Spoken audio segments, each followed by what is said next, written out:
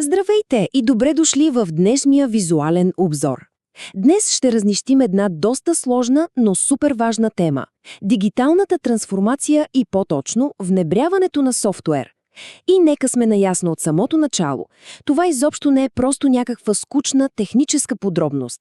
Това е абсолютно стратегически ход с огромни залози.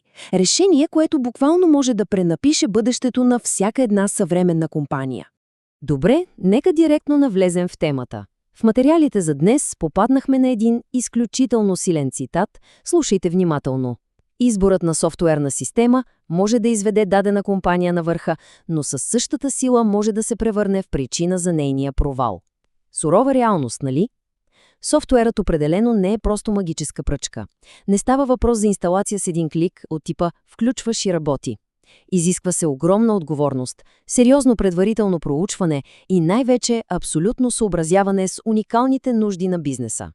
И за да не се изгубим в тази сложност, ето я нашата логическа рамка за днес.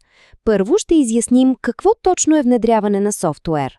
Второ, ще минем през 4-те ключови стъпки към успеха. Трето, ще разберем защо поддръжката е толкова критична. И накрая ще разгледаме огромните предимства на персонализираните решения. И така, преминаваме към първата част. Какво всъщност представлява внедряването и на софтуер? Както вече споменяхме, забравете за простото цъкане на бутона «Инсталирай». Внедряването е нещо много по-дълбоко. Според анализа ни, това е буквално сливане на две или повече системи. Целта – данните да текат абсолютно гладко и безпроблемно. Приложенията трябва да се свържат така, че да функционират като единен, жив организъм. И тук е разковнището. Успешната имплементация зависи изцяло от дълбокото, активно сътрудничество между клиента и софтуерния разработчик. Колкото по-сплотен е този екип, толкова по-перфектно ще работи системата накрая. Нека преминем към същината на нещата. Втора част. 4 ключови стъпки към успеха. Защото без структуриран план просто няма как да се получи. Това, което е наистина интересно тук, е как тези 4 етапа изграждат абсолютно непробиваем фундамент за всеки успешен проект.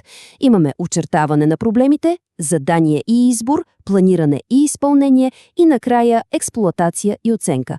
Нека ги разглобим на части. Първата стъпка, тя винаги започва отвътре. Преди изобщо някой да е написал и един ред код, трябва да се направи пълен скенер на компанията. Къде са слабите места? Кои процеси източват ресурси като пробита кофа? Трябва да е кристално ясно какво точно куца, за да знаем какво ще оптимизираме и автоматизираме. Следва стъпка номер 2. Времето за тежките решения.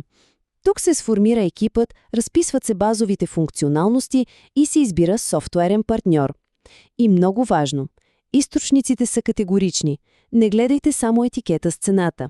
Трябва да се оценят общите разходи, колко е удобен интерфейсът за работа и задължително да се прегледа портфолиото на самия разработчик. Отиваме на стъпка 3 – планиране и изпълнение. Хартиените идеи най-накрая стават реален план за действие. Разписват се функциите, правят се графици с точни фази. И тук се случва голямата практическа подготовка. Вкарват се първоначалните данни и новата система се свързва с старите счетоводни или складови програми. Всичко започва да се навързва. И стигаме до старта. Но внимавайте, времевата рамка тук може да е всякаква, от няколко дни до месеци, че дори и години, зависи колко е огромен проекта. Тази фаза на първоначална работа е жизнено важна. Защо ли? Защото винаги, абсолютно винаги, могат да изскочат скрити бъгове, които не са се показали при тестовете. И точно сега е моментът да бъдат хванати и изчистени. Което ни води до един изключително важен детайл. Внедряването изобщо не приключва в секундата, в която софтуерът заработи. Не! Счита се за напълно завършено едва когато служителите реално знаят как да го използват стабилно и когато вече имате изградена вътрешна система, чрез която да го управлявате и модифицирате занапред. Преминаваме към част 3. Защо поддръжката е абсолютно критична? Защото, повярвайте ми, стартът е само ново начало, а не финалната права. И това брилянтно илюстрира колко важна е дългосрочната визия. Бизнесът не стои на едно място, нали? Затова Превентивната поддръжка е ключова. Тя не само чисти досадни грешки, тя буквално предпазва системата от тотален срив, адаптира я към новите бизнес реалности, оптимизира функциите и реже излишните разходи до кокъл. С две думи, осигурява ви спокоен и плавен растеж. И така стигаме до последната, четвърта част, защо персонализираните решения са истинският ключ към успеха. Защото подходът един размер пасва на всички, тук просто крият твърде много капани. Вижте сега. Стандартният готов софтуер може да работи безупречно за счетоводството, например. Но ако опитате да го напъхате в сложен склад с хиляди специфични наличности, пълен провал. Просто няма да се получи. От друга страна, персонализираният или така нареченият къстъм софтуер е ушит по мярка. Той е проектиран специално за уникалните операции на вашата компания и пасва перфектно там, където масовите решения просто вдигат ръце. Този персонализиран подход ви дава конкретни гаранции. Говорим за екстремна гъвкавост, говорим за дълбока автоматизация на онези досадни и ръчни процеси, което на практика смазва риска от човешка грешка. И не на последно място, абсолютно безпроблемна интеграция с вашите съществуващи ERP и CRM системи. Всичко работи в пълен синхрон. Знам какво си мислите. Ами разходите? Да, факт е, първоначалната инвестиция при персонализиран софтуер изглежда по-висока. Но нека бъдем реалисти. Това е стратегически ход. Тази инвестиция ви спасява от финансовия кошмар по-късно да поддържате куп несъвместими програми. В дългосрочен план, това е най-умното нещо, което можете да направите за вашите финанси. И за финал на днешния обзор искам да ви оставя с един провокативен въпрос.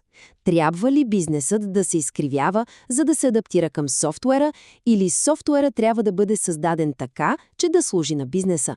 Мисля, че отговорът е еднозначен. Персонализираният софтуер не ви слага в рамки. Той е вашият истински двигател за дългосрочно конкурентно предимство. Това беше всичко от нас за днес. Надяваме се, че този анализ ви е дал свежа перспектива.